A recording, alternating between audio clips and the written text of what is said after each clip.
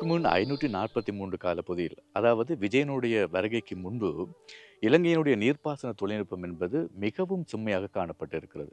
ஆகாயத்திலிருந்து விழுகின்ற ஒவ்வொரு மணித்துளியையும் விரயமாக கடலுக்குள் செல்ல விடமாட்டேன் என்று சொல்கின்ற பராக்கிரமபாகனுடைய தத்துவத்தின் அடிப்படையில் இலங்கையினுடைய குளங்களும் நீர்ப்பாசனமும் திட்டமிட்டு நகர்த்தப்பட்டிருக்கிறது. குளங்கள் மனிதர்களுடைய வாழ்வில் இன்றியமையாத ஒரு அம்சமாகவும், விவசாயிகளுடைய வாழ்வில் மறுதளிக்க முடியாத ஒரு அம்சமாகவும் காணப்படுகிறது. அதுபோல இந்த குளங்களை பராமரிப்பதும் பாதுகாப்பதும் அவ்வளவு இலகுவான ஒரு காரியம் அல்ல. இந்த குளங்களை பராமரிப்பதும் பாதுகாப்பதும் தனிநபர்களால் செய்யக்கூடிய விடயமும் அல்ல. எனவே கூட்டாக சேர்ந்து செய்யக்கூடிய முயற்சியாகவே இது காணப்படுகிறது.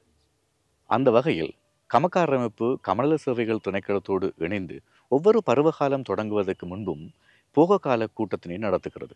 இந்த போகக்கால கூட்டத்தில் எவ்வகையான பயிர்களை விதைக்க வேண்டும், எந்த காலப்பகுதியில் விதைக்க வேண்டும், எவ்வாறு எப்படி நீர்ப்பாசனம் செய்ய வேண்டும் என்ற முக்கியமான முடிவுகள் எடுக்கப்படுகின்றன.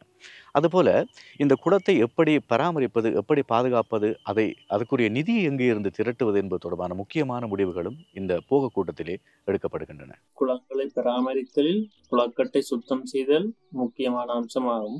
உண்மையிலே குளக்கட்டினை காடு கட்டாத வகையிலே போக முடியும் வரைக்கும் சுத்தம் செய்ய வேண்டும். அந்த வகையிலே குளக்கட்டினுடைய பிரதான வாய்க்கால், மதகு பகுதி, சுலுசினுடைய மதகு பகுதி, சுலுசு பகுதி, இந்த கட்டக்காடு போன்ற பிரதேசங்களை எவ்வாறு சுத்தமாக வைத்திருப்பது, எவ்வாறு சுத்தப்படுத்துவது என்பது தொடர்பான முக்கியமான சில முடிவுகள் இந்த போக கூட்டத்திலே எடுக்கப்படுகின்றன.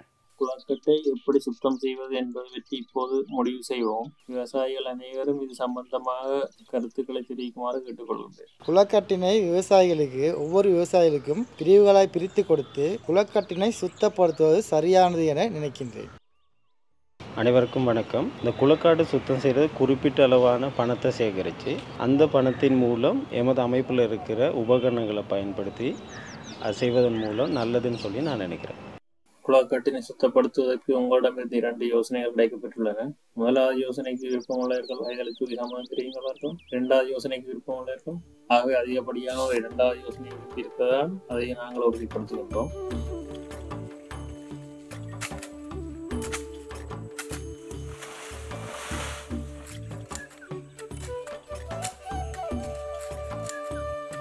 முந்தைய காலத்தில் குளங்களை பராமரிப்பது என்பது ஒரு கூட்டு செயற்பாடாக, ஒரு சிரமதான பணியாக இருந்து வந்திருக்கிறது. இந்திய காலத்தில் இந்த சிரமதான பணியை செய்ய முடியாத அளவுக்கு வேலைப்பளு அதிகமாக மக்களிடையே காணப்படுகிறது. எனவே வாடகை அடிப்படையில் கூலியை கொடுத்து இந்த குளங்களை புனரமைப்பு செய்ய வேண்டிய ஒரு தேவைக்கு அவர்கள் தள்ளப்பட்டிருக்கிறார்கள். இந்த முடிவினையும் இந்த போக கூட்டத்திலேயே எடுக்கிறார்கள். குளக்கட்டினை துப்புரவு செய்வதற்கான மனித நாள், அதுபோல இயந்திரங்களின் கூலி என்பவற்றை அந்த குளத்தினால் பயன்பெறுகின்ற ஏக்கரினுடைய அளவினை பிரித்து அந்த குளத்தினுடைய பராமரிப்பு கூலி தீர்மானிக்கப்படுகிறது. இந்த குளங்களில் பயன்பெறுகின்ற விவசாயிகளின் ஏக்கரின் அடிப்படையில் தீர்மானிக்கப்படுகின்ற இந்த கூலியானது குளத்துக்கு குளம் மாறுபடக்கூடியது. அதுபோல கலாச்சார காரணங்கள், சூழலியல் காரணங்கள், காலநிலை காரணங்களை பொறுத்தும் இந்த கூலி தீர்மானிக்கப்படுகிறது. குறிப்பாக கால்வாய்களை சுத்தம் செய்ய நாங்கள் நாட்கள் கொடுத்துள்ளோம். அன்றைய தினம் சுத்தம் செய்யுமாறு கேட்டுக்கொள்கின்றேன். அதே நேரத்தில் விவசாய ஆலோசகர் நம்மிடம் கூறியது போல இந்த ஆண்டு மழை அதிகமாயிருக்கின்றது. எனவே நாம் வெளிப்புற சுத்திகரிப்பு பற்றி விவாதிக்க வேண்டும். அதை நாம் தனித்தனி மனிதராக செய்ய முடியாது. அதற்கு நாம் எவ்வாறு செய்வது? சிரமதான நாளில் அனைவரும் ஒன்றிணைந்து குளத்தின் மூலம் பயன்பெறும் பகுதியையும் மரநிழல் பகுதியையும் விவசாயிகள் இணைந்து சுத்தம் செய்யுமாறு கேட்டுக்கொள்ள விரும்புகின்றேன். குளங்களின் பாதுகாப்பு மற்றும் பராமரிப்பு நிதி என்பது மிக முக்கியமான ஒரு அம்சமாகப்படுகிறது. அவசர கால நிலைமைகளும் போது நிதி தங்களிடையே இருந்தால் வேறு யாருடைய தயவும் இல்லாமல் இந்த குளங்களை பராமரிக்கக்கூடியதாகவும் பாதுகாக்கக்கூடியதாகவும் இருக்கிறது. குறிப்பாக பராமரிப்பு கணக்கை நாம் தரமானதாக வலுப்படுத்த வேண்டும். பராமரிப்பு நிதியையும் அதிகரிக்க வேண்டியது இருக்கின்றது. இந்த ஆண்டு இந்த போகால பகுதியில் பராமரிப்பு தொகையை எப்படி உயர்த்துவது போன்றவற்றிற்கான முன்மொழிவுகளை வழங்குமாறு நான் உங்களிடம் கேட்டுக்கொள்கின்றேன்.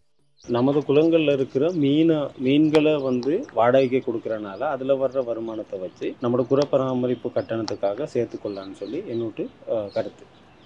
குளத்திலுள்ள பூக்களை குத்தகைக்கு இட்டு அதிலுள்ள வருமானத்தை எடுத்து குளப்பராமரிப்புக்கு எடுக்கும்படி கேட்டுக்கொள்கிறேன். குளங்களுடைய பராமரிப்பு நிதியை சேகரிப்பதற்காக விவசாயிகள் பல யுக்திகளை பயன்படுத்துகிறார்கள். அதில் ஒன்றுதான் குளத்தில் மீன் வளர்த்தல், அதுபோல குளத்தில் பூ வளர்த்தல் போன்ற திட்டங்களை மேற்கொள்கிறார்கள். எல்லோருக்கும் வணக்கம். ஏக்கருக்கு 500 ரூபாய் வீதம் வசூலிக்க கேட்டுக்கொள்கிறேன்.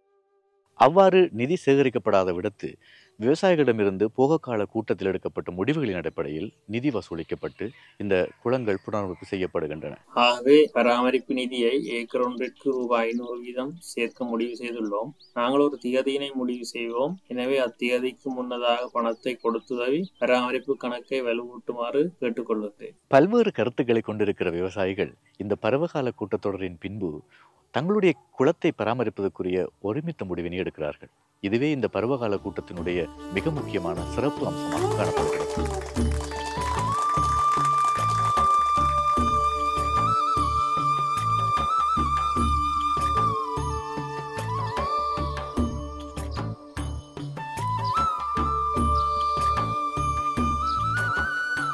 குளங்களும் கால்வாய்களும் போல, கிராமங்களும் கோயில்களும் போல, குளங்கள் கிராமங்களும் மறுமலர்ச்சி திட்டத்தினூடாக இலங்கையின் 7 மாவட்ட விவசாயிகளும் ஒன்றாக இணைத்து குளங்களையும் வயல்களையும் பராமரிப்பதற்கு வழிகாட்டி வருகிறோம். இந்த விவசாயிகளை பாதுகாக்கும் மூலமாக, இந்த குளங்களை பராமரிப்பதன் மூலமாக எமது எதிர்கால சந்ததிக்கு வளமான ஒரு எதிர்காலத்தை கொடுப்பேன்.